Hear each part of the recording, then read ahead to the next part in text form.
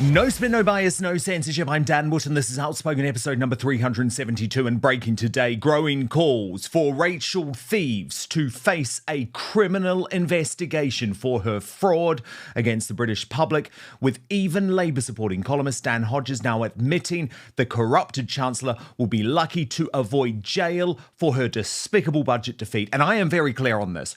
Lock her up. If this were a Conservative, she would already be out of a job and awaiting trial. Let's stick with whether or not everyone watching can trust you. Do you deny you created the perception before the election that you wouldn't put people's taxes up? Well, before the election, we did set out a number of tax increases. We said we would get rid of the non-dom tax status, which we have. Do you deny that you led people to believe you wouldn't put their taxes up? Just ring in to report a crime, please. Yeah, do you want to tell me briefly what's happened? I've been lied to many times in order to hand over more money. For the BBC's political editor to come out and say that the BBC was misled, that is a very big moment. And she's doing it on the backs of a lot of people out there who are working very hard and getting poorer. And because of that, I believe she should resign. Rachel Reeves has lied again, and this lie could be the one that finally finishes her.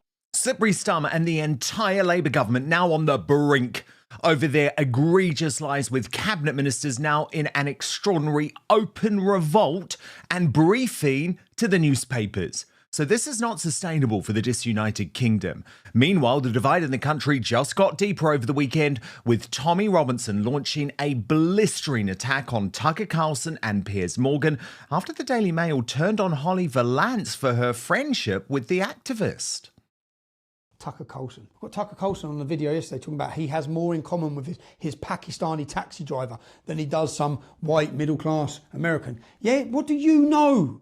What does Tucker Carlson know about living in a Pakistani town? 50% of my town's Pakistani.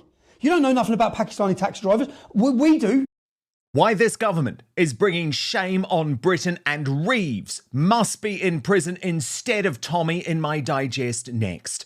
Then my superstar panel weigh-in, Bernie Spofford, host of the brilliant YouTube channel If This Is True, and Andrew Eborn, host of Octopus TV, also brilliant, also on YouTube.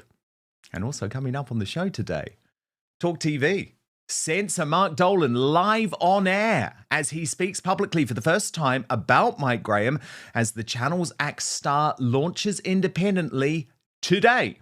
And Good Morning Britain diva Susanna Reid explodes at Ed Balls in an extraordinary backstage bust-up at Woke ITV. We will reveal all of those details. Then in the uncancelled after show over on Substack, Prince William and King Charles locked in a shock royal Christmas war. We'll reveal what the royal rota refused to report when we team up with the Royal News Network. You can sign up, by the way. We've got a massive Black Friday sale going on, www.danwootonoutspoken.com/sale. Our biggest ever discount, 35% off today for Black Friday. We'll also reveal a brand new Greatest Britain and Union Jackass before the end of the show. Your nominees today: Ian Lee, nominated by MattCass48 for telling us how nice he is and how racist and thick everyone else is. There is normally a reason as to why you're having to scream to anyone that might listen about your niceness. Trust me, I work with the bloke. He's anything but nice. Piers Morgan, nominated by the Grift Report, who says Piggy Piers loves a curry more than his own people. And Zara Sultana, nominated by Stoneshine44 for boycotting her own party. It's over before it's even begun. So get voting in the YouTube live chat. Let me know your comments throughout the show. I will read out the best before we go today. Let's go. Lock her up. Lock her up. Seriously, lock her up. This is no longer hyperbole. The fraud that Rachel Thieves and Slippery Starmer have committed on the British people is so egregious and sickening that the corrupted Chancellor should soon be sobbing behind bars. Because trust me, if this were a small C Conservative, their career would already be over and the police would already have come knocking. But even the regime media is starting to realise Reeves should be going to jail and that this corrupted anti-British government will fall. Indeed, the cabinet ministers who serve at the pleasure of Starmer and work alongside Reeves are starting to realise that she should be going to jail too, and this corrupted anti-British government will fall. So what exactly did this liar and cheat of a Chancellor do? Well, here's the simple explanation from Reform UK's Zia Youssef. Lied again, and this lie could be the one that finally finishes her. We already know Rachel Reeves lied on her CV. She claimed to have been an economist at HBOS when she actually worked in the complaints department at Halifax. She lied about not raising your taxes and then battered you over the head with record-breaking tax rises last year. Now she's lied about a fiscal black hole to smuggle in huge tax rises again this year. In fact, Reeves has raised taxes more than any other Chancellor in history, bar one, and she's only in her second year. And now we have hard proof that she lied about this fiscal black hole. The head of the OBR has publicly stated that on the 31st of October, the OBR told Rachel Reeves she faced no deficit at all. In fact, they told her that she had a surplus of £4.2 billion. Yet 4 days later, Reeves gave a speech in which she claimed, quote, productivity performance is weaker than previously thought. But it is already clear that the productivity performance that we inherited from the last government is weaker than previously thought. And, quote, this has consequences for the public finances too in lower tax receipts. And it has consequences for the public finances too, in lower tax receipts. Lower tax receipts, despite being told the opposite by the OBR a mere 4 days earlier. That is cold, hard proof that she lied. And the consequences of that are horrendous, especially given Starmer signed off on the black hole lies that now see her facing an ethics inquiry. Indeed, that is because Farage has written to Starmer's independent ethics advisor demanding he investigates over claims she misled the public. And in the past hour, Richard Hughes, the head of the OBR, has resigned for his budget leak. That's taking responsibility. Reeves must do the same. But this is so much more than just a resignation matter. This is a jailing matter. The Mail's Labour columnist Dan Hodges, who is all over the story, is going one step further here. He believes Reeves needs to be locked up. First, he made the point that Reeves is benefiting from people focusing on the wrong aspect of the OBR story. Yes, she lied to the country in her speech of the 4th of November, but the major issue is the briefings that were delivered on the 14th of November to manipulate the markets. That's where she's in serious trouble. In an extraordinary and unprecedented development, this Labour man is now suggesting publicly in the MSM that Reeves will end up in prison for her deceit, despite her limp-wristed fight back over the weekend. Watch. Let's stick with whether or not everyone watching can trust you. Do you deny you created the perception before the election that you wouldn't put people's taxes up? Well, before the election, we did set out a number of tax increases. We said we would get rid of the non-dom tax status, which we have. Do you deny that you led people to believe you wouldn't put their taxes up, ordinary people's taxes? Well, we had a manifesto commitment not to increase the rates of income tax, national insurance or VAT, and also that we would keep corporation tax at its current levels. In the budget last year and the budget this year, I have stuck to those. But I was really clear on that speech that you referenced on the 6th of November that I would be asking everyone to make a contribution to be able to protect funding for public services. And that is why I made the decision to freeze the tax threshold for a further 3 years. The Conservatives froze that for 7 years. We have extended it from 2028 by an additional 3 years, but we haven't changed the rates of income tax, national insurance, VAT, or indeed how we haven't changed the corporation tax rate. But as a result of your decisions this week, 1 million more people, more than 1 million people, will start paying income tax or pay higher rates in the years to come. 2028. You're raising an extra £8 billion out of income tax. So whether it was the spirit or the letter of your election promise that you wouldn't put taxes up on working people, you have broken that promise, have you not? Well, I was really upfront in my speech, both in the budget this week and also on the 6th of November. So let's be upfront now. You've broken that promise, haven't you? Well, I have asked people to make a contribution. We didn't break the manifesto. We haven't broken the manifesto because that's explicitly said about the rates. But am I asking working people to pay a bit more? Yes, I am asking working people to pay a bit more. Are you saying and I to people... have been clear and honest about that. Lock her up. Reeves was then faced with the indignity of being forced to watch her previous lies played to her by Trevor Phillips over at where we left off last year. Let's remind ourselves of what you said to me 12 months ago. We've now wiped the slate clean under the mismanagement and the chaos of the previous government. It's now on us. We're putting out into the open. Okay. We've set the spending envelope for the course of this Parliament.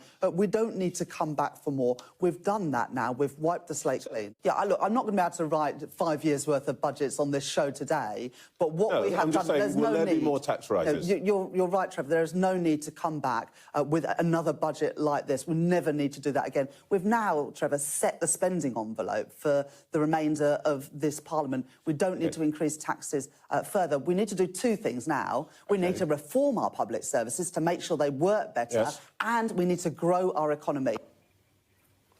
That wasn't true, was it?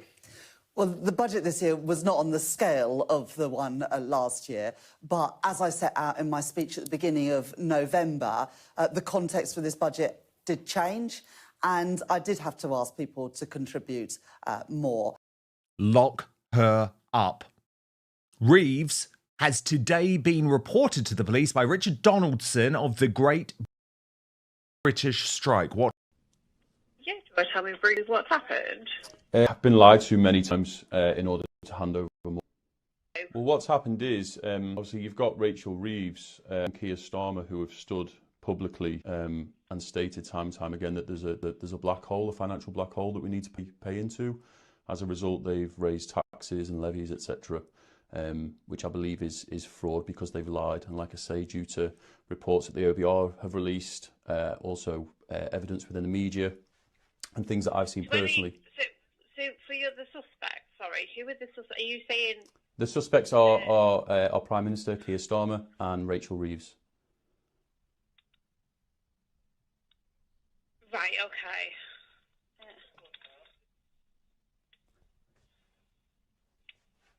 Just bear with me 1 second, I'm just going to put you on hold. Okay, thank you.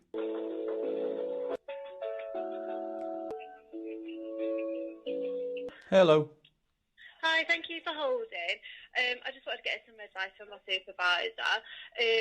Yeah, regardless of this, I won't be taking this report from you. What I would recommend for you to do is, if there's an issue in regards to that, you need to go onto the House of Parliament website and take a complaint through there.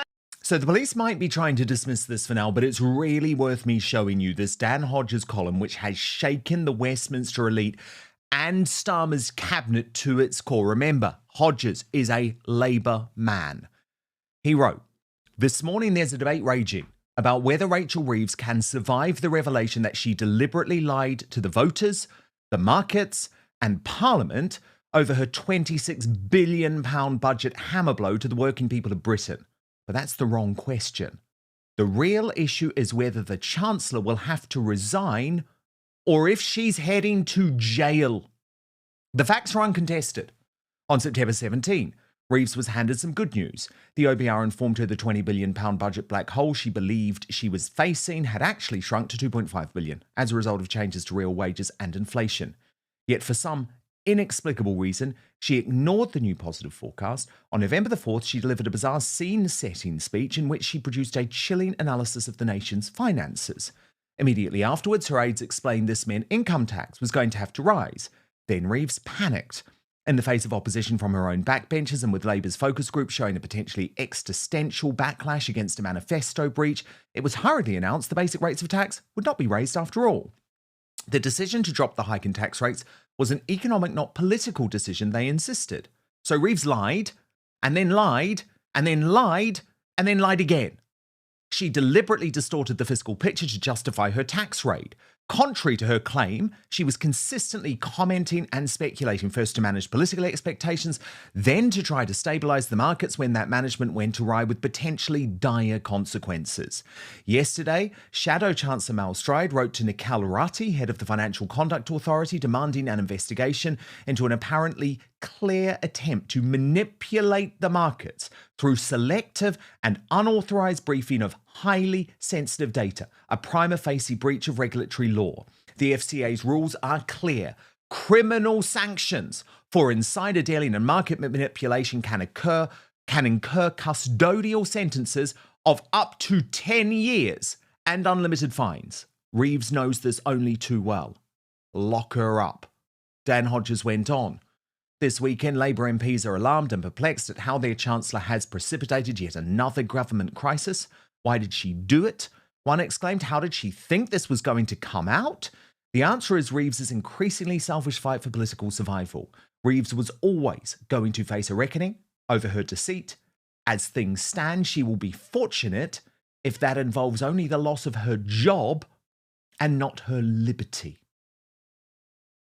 Now, even though the regime media is treating the story in a completely different manner than if this were a right-wing government, the penny is starting to drop, even at the British Bashing Corporation. Watch.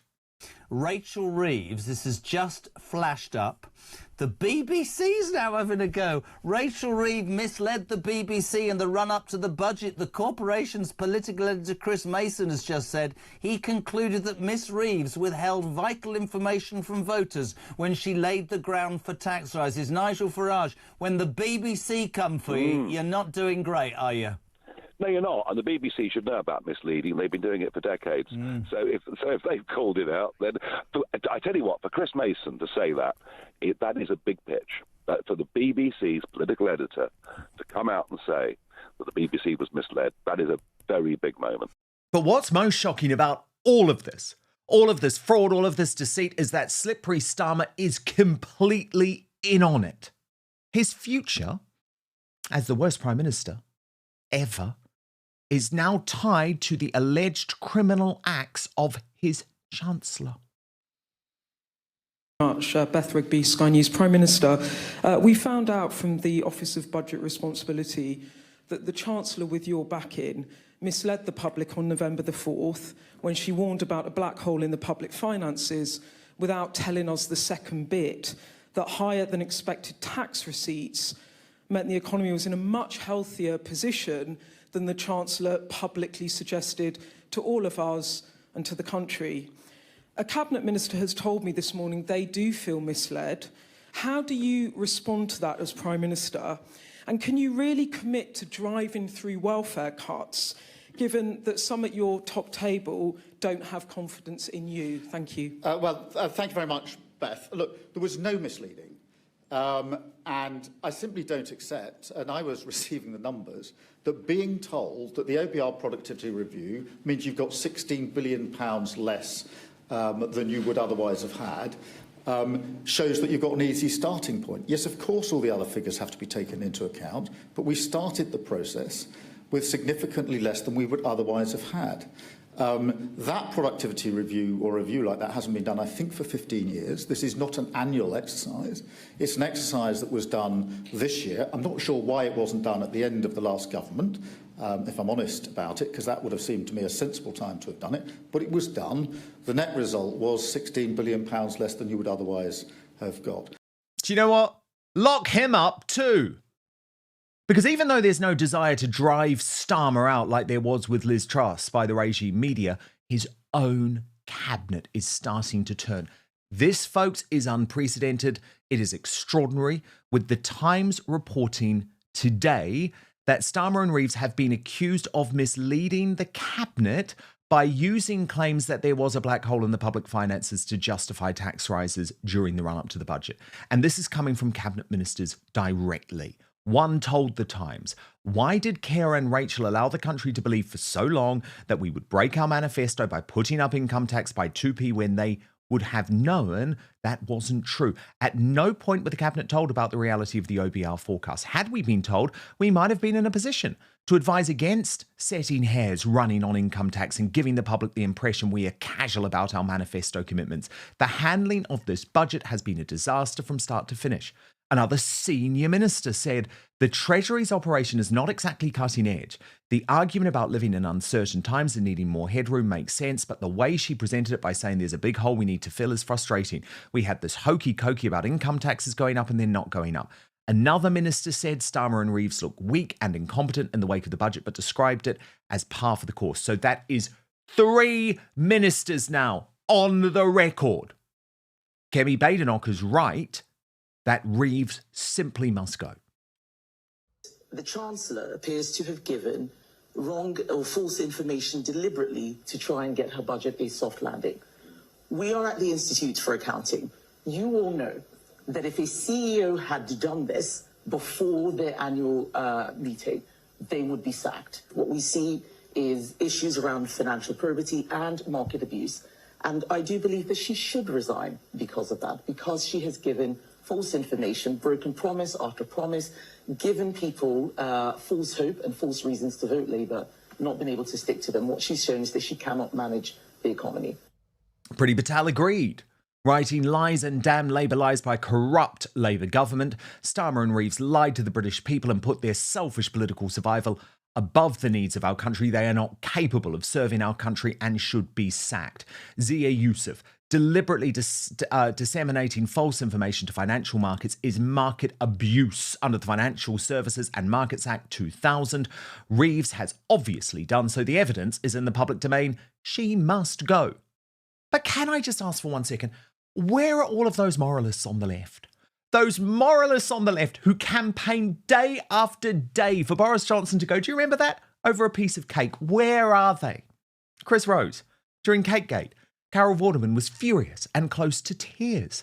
Now that Reeves has lied and potentially manipulated the financial markets, not a peep from her. Where are her tears for the working families worse off? The long threads explaining Rachel's deception. I mean, can you believe this? Narendra Kaur is actually even arguing that Reeves is being bullied, writing, I understand that we need to know if Rachel Reeves lied, but the manner in which Trevor Phillips and now Laura Kuenssberg are talking to Reeves is shocking, like she's a naughty school kid, demeaning.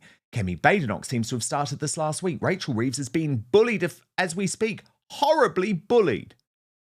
Jeremy Clarkson's one-word reply was damning. Diddums. But this all adds to the culture of chaos and anti-British sentiment around this government, a government, by the way, whose Deputy Prime Minister, Calamity Lammy, removed a portrait of the late Queen Elizabeth II in favour of Pan-African flags. Yes, the late Queen was removed from the Foreign Office's Whitehall headquarters after Mr Lammy entered government in a flurry of redecoration after Labour's win. No wonder their tectonic plates are shifting in British politics, with a new Find Out Now poll revealing that a party led by Rupert Lowe would receive 10% of the vote nationally. And that's before the Restore Britain leader has even launched a party. He responded to my revelation by teasing incredible. I want to thank everybody for their continued support. It honestly means a lot. I'll work with anyone to deliver for the British people. That is my only priority, country before party, every single time. 2029 is a long way off. Let's see what happens. And that is true, of course. But for the United Kingdom's economy and culture to survive this, Starmer and Reeves must not just go. Starmer and Reeves must be tried in a court of law for their willful destruction of our country based on lies. Now, the Superstar panel. Bernie Spofford and Andrew Eborn with me now. Andrew Eborn, do you agree with Dan Hodges that Rachel Reeves not only has to go, but has to be facing jail for this? Oh, it's very simple, isn't it? It's a dirty dossier of deceit. If you have a look at it, lie upon lie upon lie. And even seeing all the extraordinary interviews over the weekend when she wriggled with Laura Kuenssberg on Sunday morning and with Trevor Phillips and so on and so forth. But there are a number of issues that they didn't pick up on, which were further lies. She said she was keeping to the manifesto about the rates. Well, that was another lie because she did change the rates. You might recall that on dividends and interest, they're charging an extra 2%, which Laura could have picked up on as well. So there were further lies there. We're always told about the ordinary working person. We're not going to increase tax on the ordinary working person, and that was always the intention. Well, that's a lie. Clearly, the ordinary working person is going to be paying more as a result of this budget. So all of that needs to be looked into. Nobody is above the law, and you're quite right. If there are criminal market manipulation, it's very clear you could end up with up to 10 years in jail as a result of that. We need to look at it. I always say that sunlight is the best disinfectant. Nobody is above the law. And both she and indeed the Prime Minister should be looked into. Absolutely. I mean, Bernie Spoffworth, just look at the massive attack by the deep state on Liz Truss, right, for her budget. Yet Reeves is getting away at the moment with something criminal here. But she's lied since the beginning, and so Starmer. Don't you remember all the videos about not a penny more on council tax? I think they'd only been in 2 days and we got a raise on council tax. They started talking about this will be a government of integrity, but it hasn't been a government of integrity. We've had free tickets to see things. They got their clothes bought for them. And then we've got all these taxes by stealth, and they're crippling, absolutely crippling the private sector in order to maintain their voting base. That's the only reason they did this. And there are 2 reasons why Rachel Reeves came out with what she did. Either A, she's too stupid to understand the numbers that the OBR gave her, willing to believe, or 2, she lied. They are the only 2 reasons. And if she's too stupid, she should resign. And if she lied, she should be prosecuted, because I thought that's what we did now. Yes. I thought that's what we did now. Yes. You know, you give harmful disinformation and you can be arrested by the police. So if somebody can be arrested for shooting their gun on holiday in America, then I don't see why she can't be arrested for lying to an entire nation hundreds of times. Costing us at a time when we cannot afford it to save her own political skin. And you're completely right, Bernie, to point out the way that the deep state want to jail everyone, right? They tried to lock Tommy Robinson up for not handing over his phone. They locked Lucy Connolly up for a post. Well, I'm sorry. I mean, I just repeat, because I still don't understand, Andrew Ebel, why the mainstream media are not quite getting this. I mean, credit to Dan Hodges, by the way, a Labour guy. He gets this. He understands Reeves needs to be locked up. But again, let me just repeat this from Zia Youssef. Deliberately disseminating false information to financial markets is market abuse under the Financial Services and Markets Act 2000. With an up to 10-year prison sentence. I mean, what is the mechanism here, Andrew? Because the police just ignored that caller that I showed in the digest. They shouldn't be ignoring it. No, you're there is right. evidence. No, you're absolutely right. It's a cascade of cons, isn't it, which they need to look at. And the mainstream media is not ignoring it. I mean, as you heard, the BBC have come in there and talking about it. You've got various other people calling it out. So it's an extraordinary situation. The mechanism is exactly that. It's a criminal offence to manipulate the market. As I pointed out, you can have unlimited fines plus 10-year jail time. So we need to be looking at this. Nobody is above the law. It was quite clear. She was talking about black holes more than Stephen Hawking did.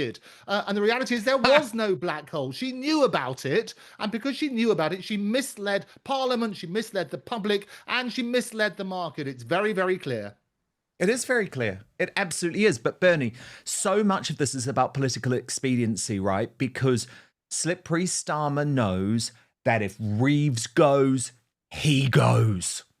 Yeah, absolutely. And also, you've got Labour in a terribly difficult situation at the moment because of how their numbers are in the polls. So all they can do is appeal to the 60% of the population who's paid for by them.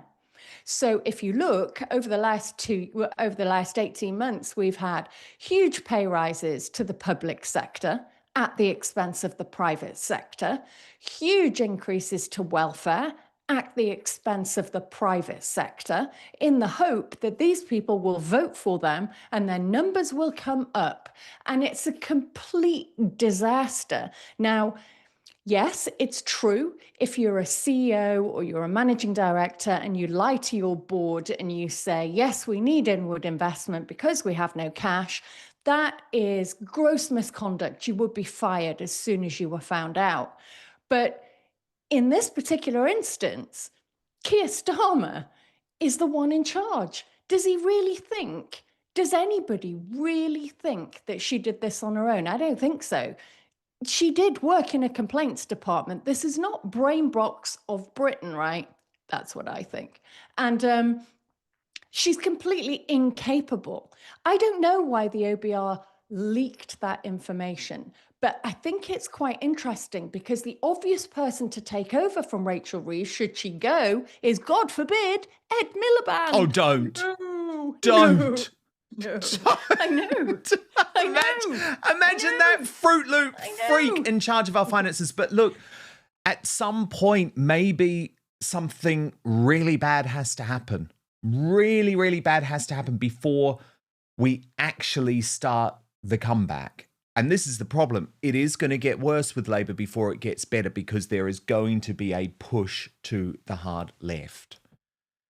Now, when you look at the state of the Disunited Kingdom overall, under slippery Starmer and Rachel Reeves, there is reason to weep.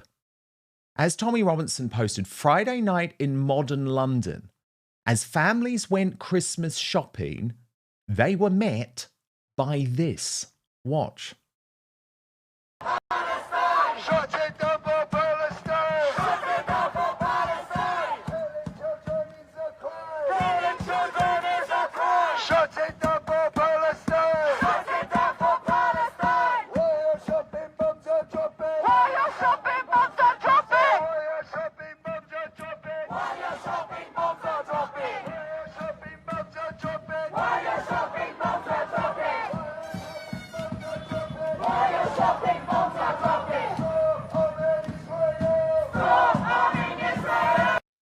And it has really divided the country over the weekend. The fact that Piers Morgan, aided and abetted by Tucker Carlson, have tried to suggest that Islamist London is an improvement because of diversity, and that actually the real enemy to the United Kingdom is Tommy Robinson. Watch. But there is a very lovely, quaint notion being built up in the United States, driven by people like Tommy Robinson here. Who's Tommy Robinson? You know Tommy Robinson. He seems like a fraud to me. Well, he's not even Tommy Robinson. His name's Stephen Yaxley. It's not even his real name. He's also convicted of multiple crimes, thuggery, fraud. I don't even know anything about him, but he doesn't seem like he's that into Britain. We would call him a little shit stirrer, right? However, but the real people here, the actual Britons, but this idea that he's driven, that we're on the verge of some sort of civil war here. Do you feel that when you walk around? Yes. Yes, 100% I do. And Piers, you don't walk around. You don't walk around. You're in your chauffeur-driven car. You don't walk around. You haven't been mugged like I have. Yes, we do feel like we're on the verge of civil war as we walk through no-go zones in London where people are mugged every single minute of the day. So yes, we do. And of course, Tucker Carlson was being disingenuous there for years. He followed Tommy Robinson's story on his Fox News show. He interviewed him on his Fox News show. So Tommy is furious about this. I think understandably, he's spoken out. Watch. Tucker Carlson.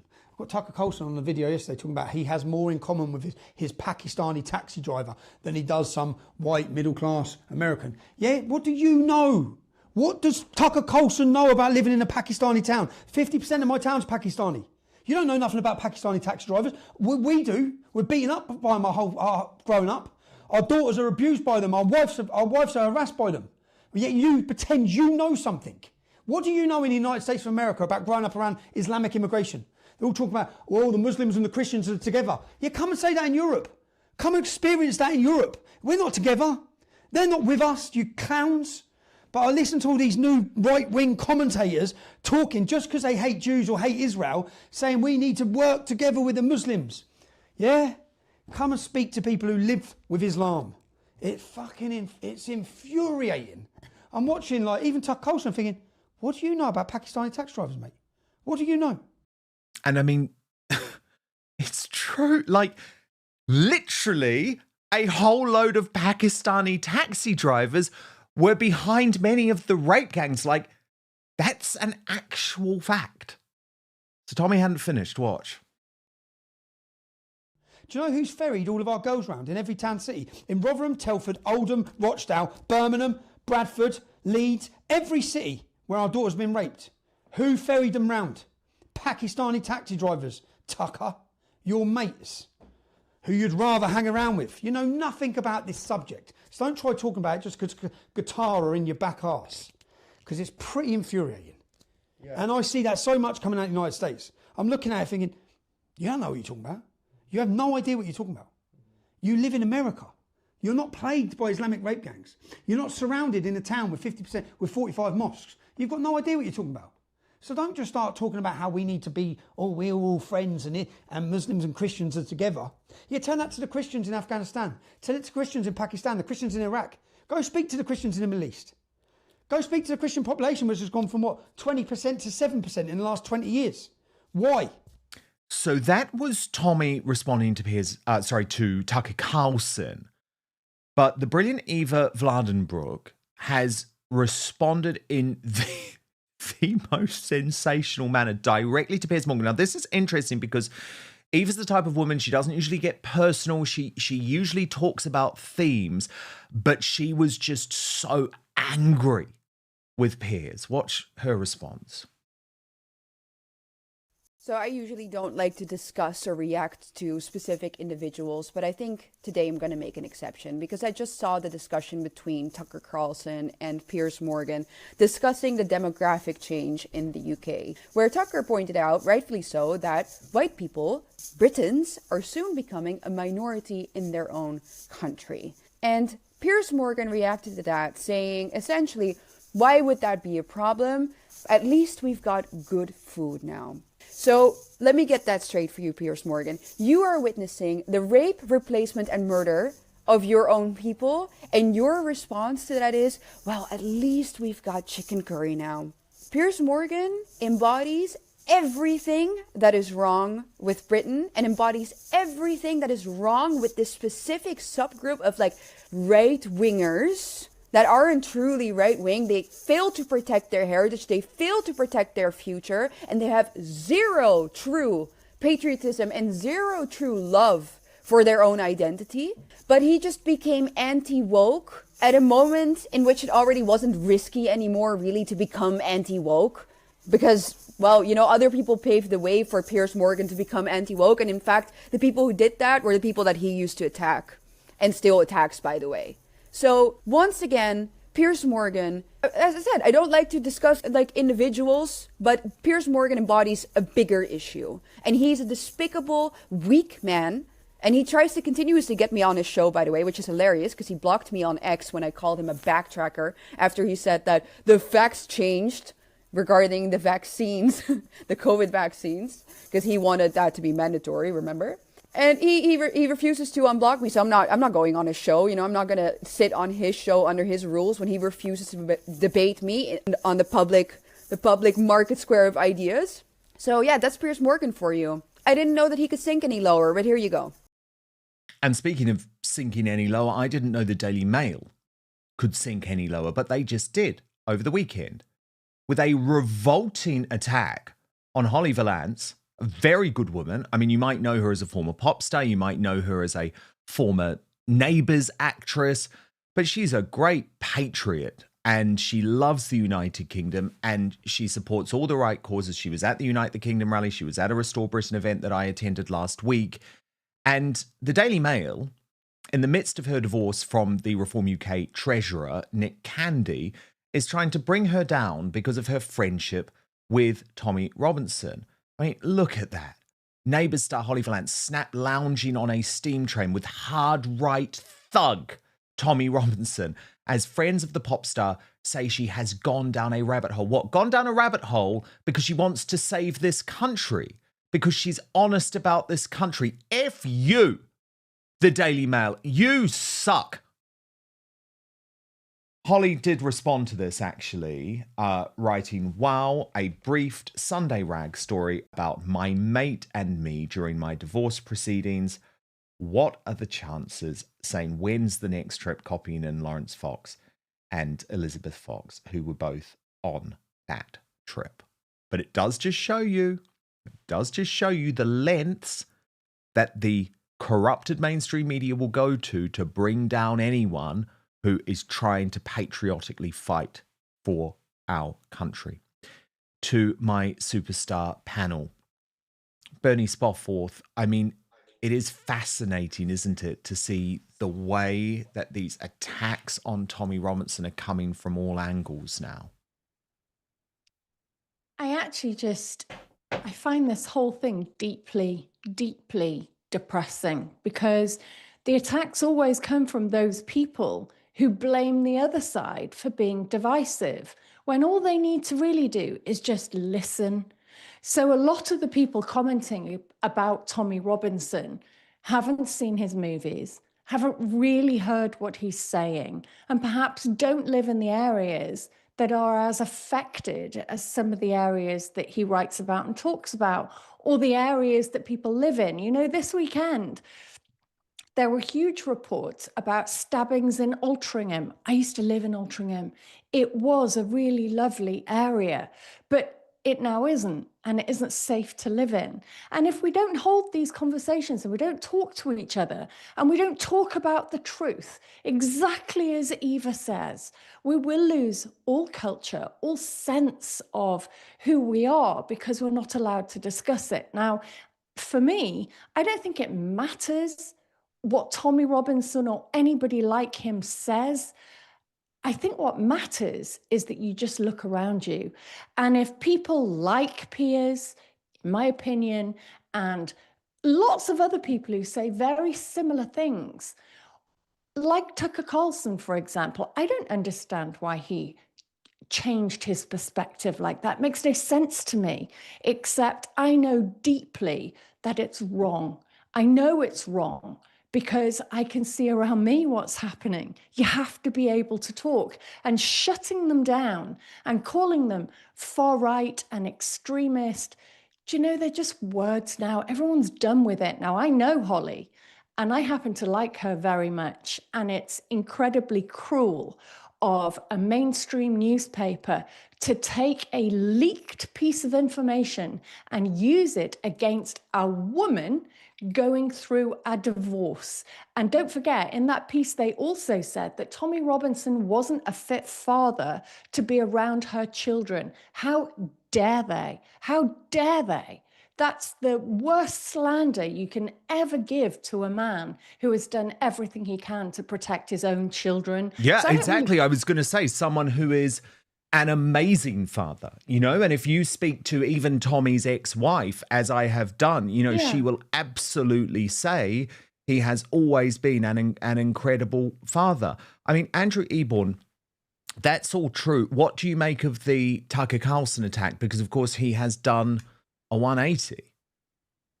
Yeah, it is extraordinary. And it's perhaps no coincidence in the last few hours it's been announced that the word of the year, or the 2 words of the year, is rage bait. And you have a look at that. It was P.T. Barnum who said, if you want to draw a crowd, start a fight. Well, that's what's happening. And so often with Tommy, as you know, I was one of the first when he first came out of prison, when he looking like Tommy Robinson, Robinson Crusoe, rather, with his rather wonderful beard and so on and so forth. It was actually with his son. We did one of the most emotionally charged interviews he's ever done. He was very tearful. I've met his family. I've met his children. He's a fantastic father. What's happening here, as we know, Dan, is that people are shooting the messenger. And as a result, the very important message is being lost. And as was sort of rightly pointed out, we do need to discuss these things in a proper way. Sunlight is the best disinfectant. There are real issues. Trying to pretend that there are not is not going to help the discussion either way. And when these issues are raised, people are often dismissed, or inevitably, as far right or racist and so on and so forth. As you know, Errol Musk, Elon's father, is on my show all the time. We were discussing this very recently about the statistics, and he was sort of saying that if America, for example, basically had more than 50% people who are not white, that the whole thing would be lost. And he was sort of raising that as an issue and citing problems in South Africa. It's probably his most controversial interview ever. But the point is this, is that we do need to discuss these things. We do need to look at the facts. And as a result of that, have a sensible conversation without, as I say, all of this rage baiting just to keep the Oxford University press happy. So Mike Graham, the axed Talk TV star, launched his new independent media venture today. And anyone who has been following this story along over the past few weeks knows that I am absolutely delighted to welcome him into this space. Doesn't mean I agree with him on everything, you know that, but I think he's an important voice who is going to become louder outside of the mainstream media. But the way that Talk TV and News UK has reacted to this, in my view, is disgusting. Completely disgusting. So first they launched a PR campaign, a big marketing campaign. If you feel like the world's gone nuts, then, you know, you've just got to tune in to Talk. Not really, though, because we know that you are now completely corrupt and captured and will cancel any contributor for any type of free speech that you don't agree with. But what hasn't been picked up until now is the extraordinary lengths that the bosses at Talk TV have gone to censor not just the Talk TV viewers and listeners, but even its own presenters. So a caller made a point live on air about Mike Graham. Now, I'm surprised this is the first time that this has happened. I think all Talk TV callers should be calling up and saying, where's Mike Graham? What you did to Mike Graham was terrible. But this is the first time it had happened. And Mark Dolan, who, let's be honest, is a slippery snake because he came in to take my job, you know, at GB News. Is he now coming to take Mike Graham's job at Talk TV? So he's a slippery snake and he knows that. So he had to comment and he had to try and make it look as if he was actually on the side of Mike Graham. So he did. He started speaking about Mike Graham. And you're not going to believe what happened. Talk TV bosses, remember, this is the home of free speech. They literally censored their own presenter. They blurred him out so you couldn't see or hear him because he was speaking about Mike Graham. I promise you, I'm not making this up. This happened and I have the proof. Watch.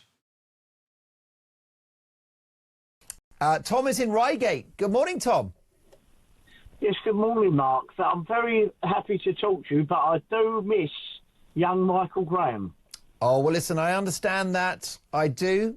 Tom, listen, you're talking about a gentleman that's had a long history on this channel. He's a friend of mine, and I hear you. Man, right. Listen, Tom, I'm so grateful for your call, and I'm very grateful for your comments about Mike as well, because let me tell you, I've known him for many years, and I wish him every success.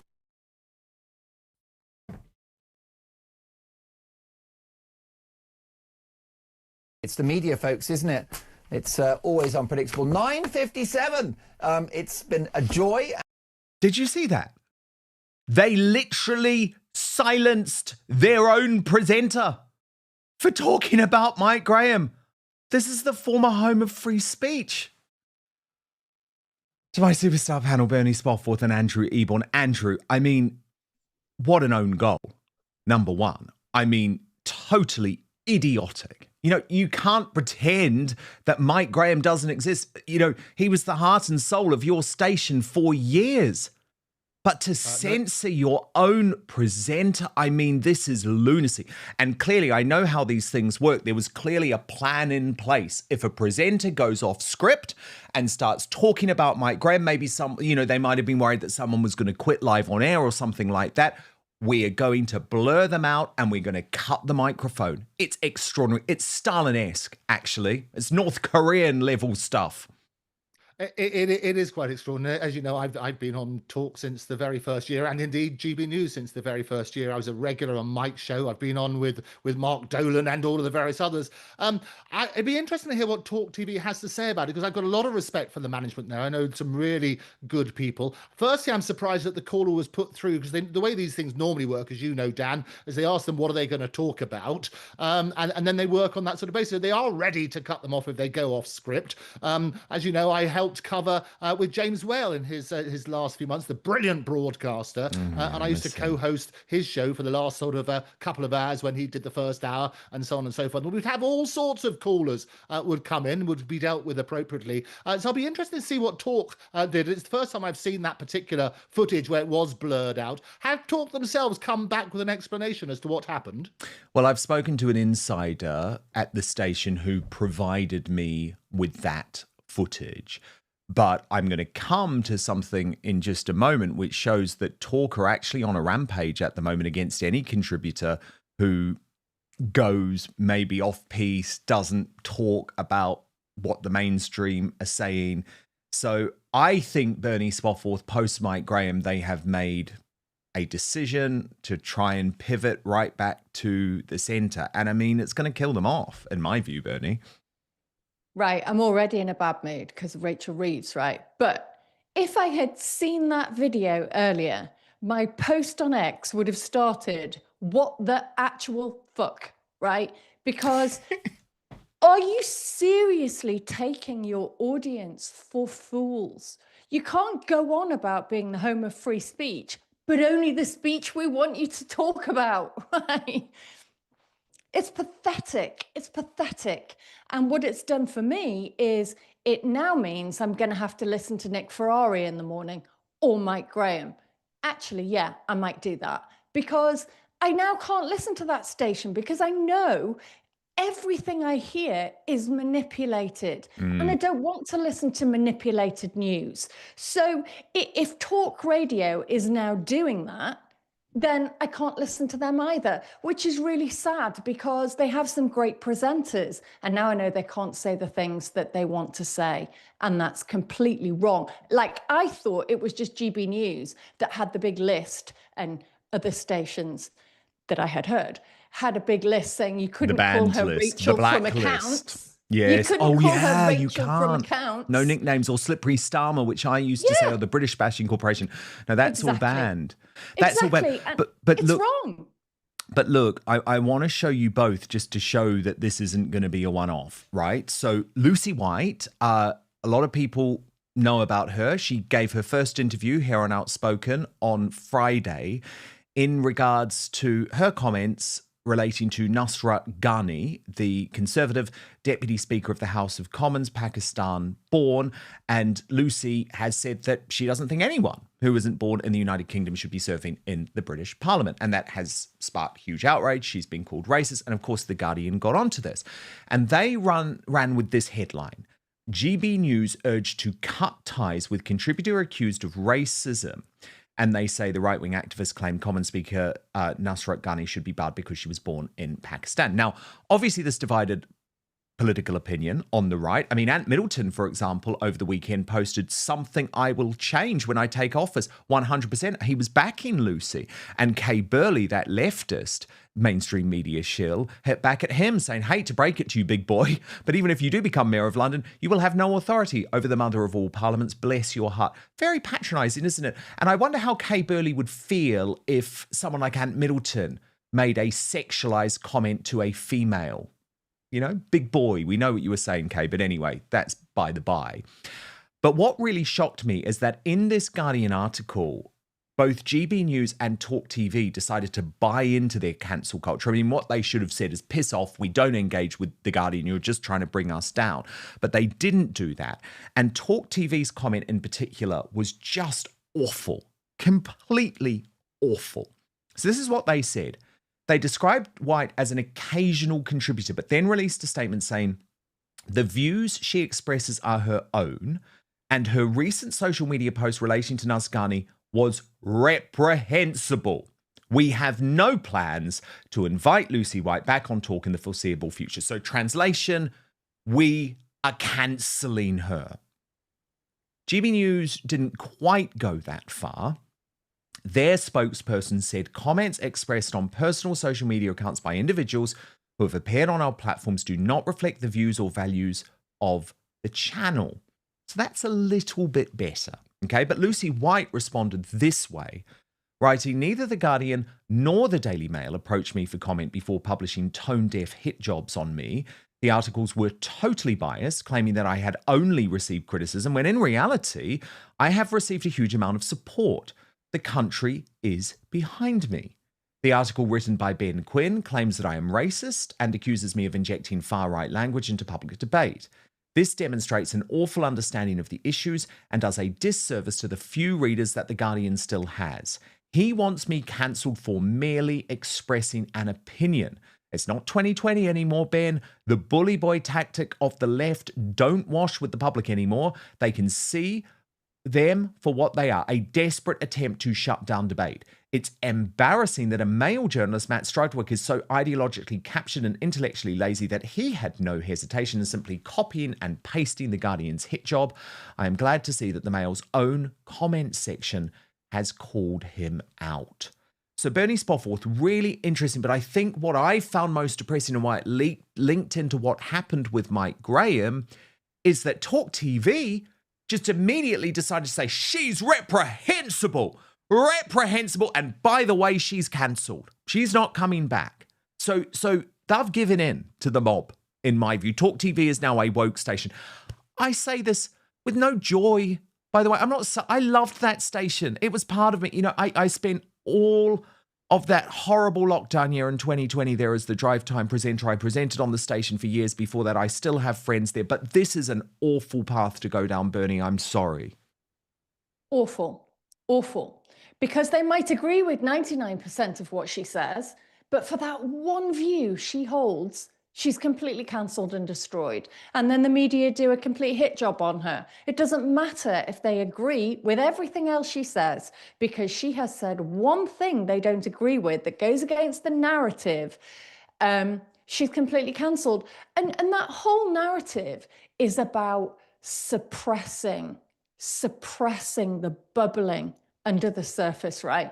Don't give any credence to it. Don't let those views surface because the public are too stupid and they can't make decisions for themselves. So, let's not tell the public these things just in case they all get above themselves. And they've completely forgotten what democracy is. They've completely forgotten about arguing ideas. Now, I might not agree with her. I might think that, I don't think it's right that you have dual citizenship and you stand for Parliament. Lots of people agree with me. Other people might say you have to be born in the UK to stand for Parliament.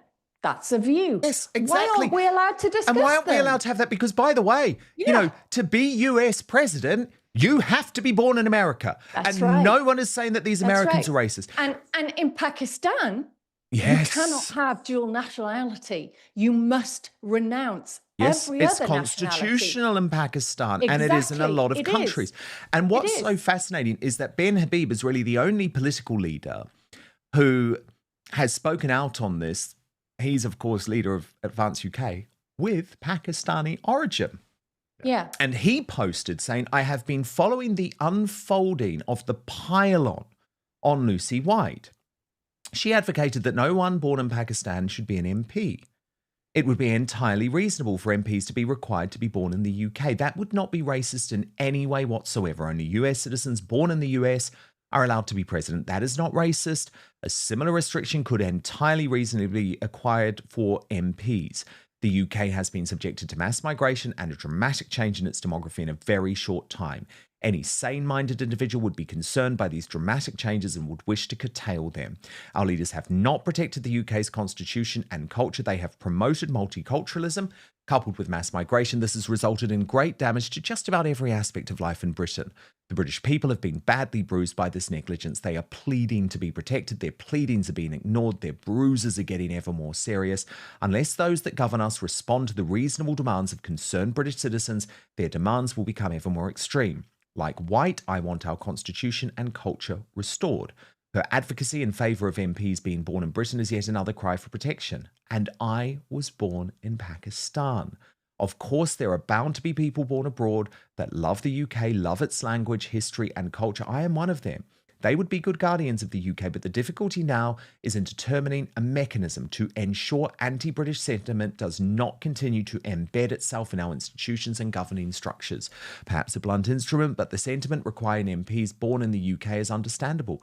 The UK is facing an existential threat. Lucy White's post is a response to that threat. Instead of denouncing her, it might be more helpful to try to understand her and the British people's deep, legitimate concerns. And Andrew Eborn, I know that you have Ben Habib on the Andrew Eborn show recently. In fact, I was watching you and Ben Habib, and thank you very much for covering the situation about my booting out or issue with Joe Allen restaurant with Lucy Connolly and Alison Pearson. You did great coverage of that.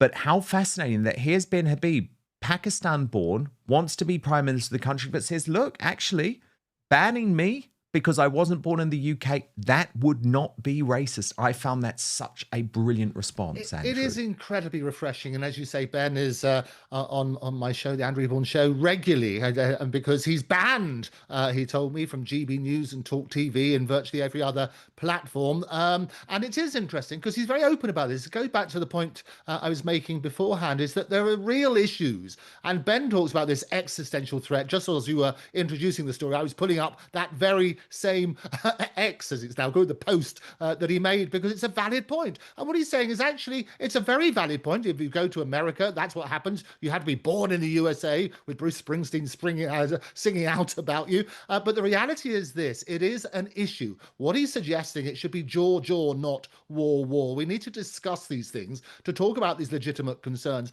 because if you shut people down, and this is what's happening, if you shut people down, you do not get to air these issues. And it is so important. I always say that trust comes in on foot and leaves on horseback. And trust in the media, trust in politics, trust in all sorts of things, trust in the police is at an all-time low. The way that we do that, sunlight is the best disinfectant. We have to encourage people to talk. And by talking about these things, that's how you get a resolution. Breaking right now, a massive backstage bust-up as Good Morning Britain diva Susanna Reid goes for Ed Balls at Woke ITV. And I mean, I think the whole thing is completely nuts anyway, because there is no way that Ed Balls, the bloke apparently sleeping with our Home Secretary Yvette Cooper, should be grilling her colleagues in the Labour government. It is a complete farcical situation anyway. But remember, Susanna Reid is the lefty who wanted Ed Balls to be her presenter, and now all of a sudden she's going off at him. This detail revealed in The Sun under the headline, Read the Room. Good Morning Britain's off-camera tensions as Susanna Reid snaps at co-host in fiery debate not shown on TV. And Amanda Devlin, their assistant showbiz editor, a regular on Talk, reported tension erupted on the set of Good Morning Britain this week as host Susanna Reid delivered the breakfast show's budget coverage. The TV presenter's on-screen partner Ed Balls rubbed 54-year-old Susanna up the wrong way during an ad break. Onlookers claim Susanna snapped at Ed as they disagreed over his plan of action for the next segment. A source told The Sun they usually have a great relationship, but it's clear Susanna wears the trousers. She's an incredibly experienced and competent journalist and presenter who has been covering the budget for decades. Seen as Ed is a former Shadow Chancellor, Budget Week is like Christmas to him. He loves feeling like he's still at the heart of government and balancing the books, but forgot he's in Susanna's territory now, and she rules the roost. Ed got carried away and was soon put in his place by Susanna, who helped keep them on track during a very busy news week. And The Sun goes on to talk about the fact that, of course, Ed Miller, that he served Ed Balls as the Shadow Chancellor to Ed Miliband and lost his seat to Andrea Jenkins in the 2015 election before going on to compete on Strictly Come Dancing. The Sun's source added it was a high pressurised week on the show and Ed overstepping was bound to cause a bit of tension. However, it didn't last long. Ed respects Susanna and fell in line straight away. They work really well together as a team. Well, I mean, Bernie Spofford doesn't seem like much of a team, does it? You know, Susanna Reid thinks that she is the diva boss in charge of that show. She's a massive lefty as well. She wanted another lefty to present alongside. The whole thing, I think, has made Good Morning Britain now a joke of a show that is all about political activism and pushing this Labour government. I mean, Ed Balls has even been allowed to whisper sweet nothings on screen with his wife. So the idea that these two are now falling out is totally ludicrous to me because their credibility is already smashed as a TV show. What did you think? I don't particularly think it's great for MPs sleeping with a member of the cabinet because they're married to them. Should present TV shows anyway. Look, he has to make a living. I don't really have a problem. What I have a problem with is that he was bullied by that bird, right? Sorry, Suzanne, but he was Chancellor. He was Shadow Chancellor. And it's really important. He has some great inside kind of knowledge of how these things work. And what's really interesting seriously, he should have done it because it would have been brilliant, because he was interested, and part of his policies were to cut national insurance for small businesses, which would have stimulated growth, cut VAT. He had some quite good ideas for a lefty. And he would have made mincemeat of Rachel Reeves. He actually should have done that interview, and she had a tantrum because she felt belittled by it. Honestly, woman, pick yourself up. Don't be a dickhead. Let him do it. He knows what he's talking about, and he should have done that interview. Ridiculous. Andrew Eborn, what do you think of these fisticuffs, metaphorically, behind the scenes of Good Morning Britain? Well, it goes back to what I was saying beforehand, that with the word of the year, rage bait, that's what we all want. And it's actually compelling viewing. It makes it even more exciting than the on-screen official stuff, is what goes on behind the scenes. You might remember the brilliant Apple series with Jennifer Aniston called The Morning Show. This is reality. You and I, Dan, have been in terrible situations in all sorts of TV studios. We know what goes on behind the scenes, and those are the tales to be told. So it's not a surprise. Is it going to be compulsive viewing? Absolutely. It's better when the hosts don't get on well, where they don't have that sort of wonderful chemistry, where it's all lovey-dovey and there is a bit of conflict, because people like that. They like a bit of conflict between the presenters, because it makes it a bit edgier. But you're right to talk about experience, and where people do have experience, then they should bring that experience to the fore when they're doing those various interviews. But as I said beforehand, P.T. Barnum, if you want to draw a crowd, start that fight. And that's what's going to happen as a result of it. Oh, and by the way, the mainstream media has decided over the weekend that we've all got to feel terribly sorry for George Aberoni. So first they were saying we've got to feel so sorry for Bob Villan. Do you remember Bob Villan, who said the terrible things about the IDF? We've got to feel terribly sorry for him. Now we have to feel even more sorry for George Aberoni, the president of the Oxford Union, who celebrated the death of Charlie Kirk. Do you remember that? Let's go, all of that awful stuff, because Charlie Kirk had owned him in a debate at the Oxford Union. Nick Dixon posted on this. The guy who laughed at murder is now imploring us to show more empathy while inevitably blaming racism. LBC can seriously fuck off with their rehabilitation attempt. This scumbag clearly has a lot of repenting to do. And just before I get to that interview, just a reminder of what happened at the Oxford Union. First, Charlie Kirk owned him. Then this dude suggested potential violence. Watch. Why is it that men in countries that barely have toilets and do not have 2 pounds to rub together, but they do have kids and they do have a wife, are much happier than someone with a big flat in downtown London? Something to think about. I mean, I think happiness is a difficult idea to conflate in that sense. I mean, No, there are other suicide. duties. They're less likely to kill themselves. Forget all these happiness indexes. If you kill yourself, you're not happy, right? So these poor countries do not have male suicide problems. Why? I do not know. Think about it. Thank you very much.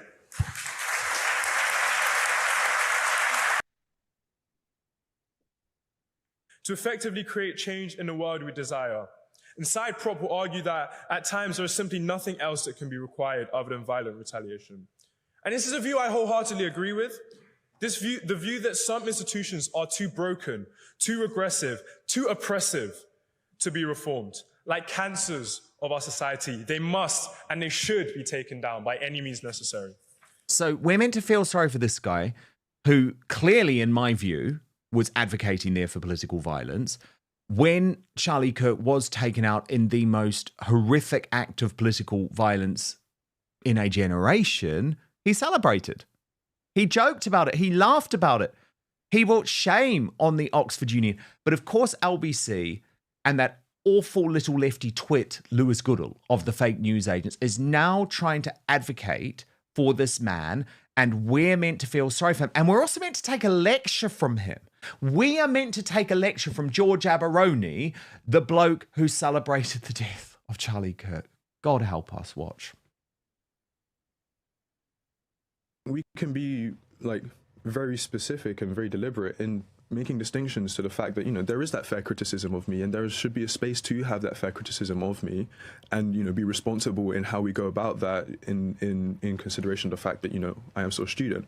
But then I think we can also be fair in calling out what has also been a lot of kind of just racist and classist vitriol based on the fact that I'm a black person, the fact that, I'm a student at Oxford. And I think, we can be deliberate in splitting apart the two things. Did you receive threats of violence against you? Yeah. Threats? Yeah, I received threats of violence. My family did, my friends did. And, it was a very difficult time, I think, not just for me, but also realizing that, my mistake has not only impacted my life, but could impact other people's lives and impact even just broader communities, around me. And that was kind of a scary time, not just for me, but also in understanding, I guess, the responsibility that I bore as kind of a student leader in some capacity. I would hope that all of us are kind of able to take away from this a lesson perhaps in how we talk about politics online, in that, perhaps we should move away from this kind of incitement of reaction and this kind of inflammatory nature of political discourse, and perhaps look towards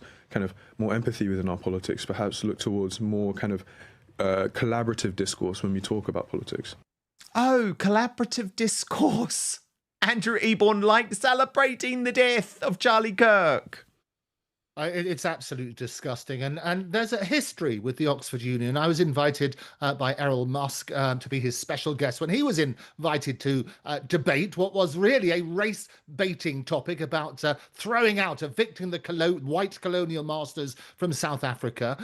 It was a baying mob, and actually Errol was scared for his life. So when we're talking about not having this inflammatory language, the Oxford Union, I would urge to look at their own to make sure that happens. But what George said was absolutely disgusting. But it also is wrong for him to fear for his life with the threats that happened. And I think we should learn the lessons there. We need to turn down the rhetoric on that sort of basis and have a sensible discussion. But as I say, the Oxford Union themselves need to look at themselves to turn down that rhetoric and not go for the clickbait headlines.